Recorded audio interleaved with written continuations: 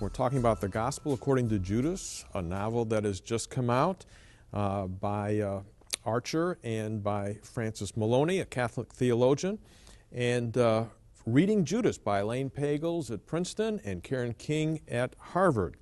And here we have new takes on the historical Jesus. Now, one of the things, you just had a discussion on a radio program with Francis Maloney on the background of this book. And the question we want to come to right now, this book says Judas thought he was saving Jesus with the help of the Sanhedrin, and they turned the tables on him and surprised him, and they actually pinned this thing on Judas. He was innocent of this. Did Jesus really, was he really betrayed by Judas, or was Judas shocked? Oh, I think he was really betrayed by Judas. There was no duping going on of anybody here. I think Judas was severely disappointed in Jesus in terms of his expectation.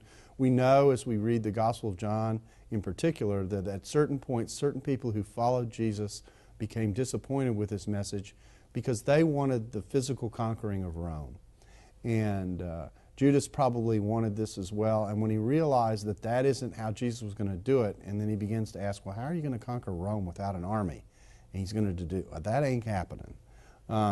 He wasn't interested in the more spiritual side of this message, and so I think he betrayed him quite consciously.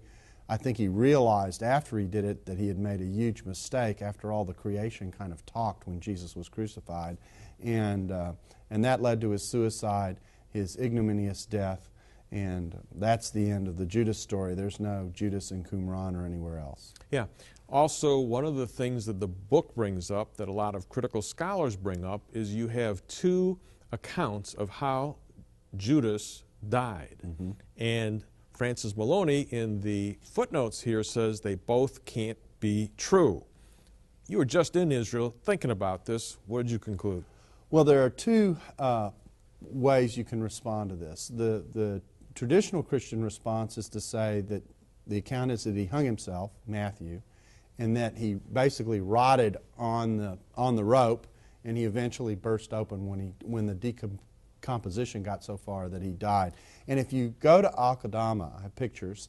If you go to Al-Qadama, you can see this cliff-like shape to the region that if someone cast themselves off on a rope and hung themselves over the edge, that would be precisely what would happen. That's one explanation. There's another possible explanation, and that is that he committed suicide, and that Luke has described this in very literary terms, that his body burst open, which is just a literary way of saying he died an ignominious death. He died a judgment of God. And then you don't need to put those two stories together in quite the way I just described, but they're making the same point.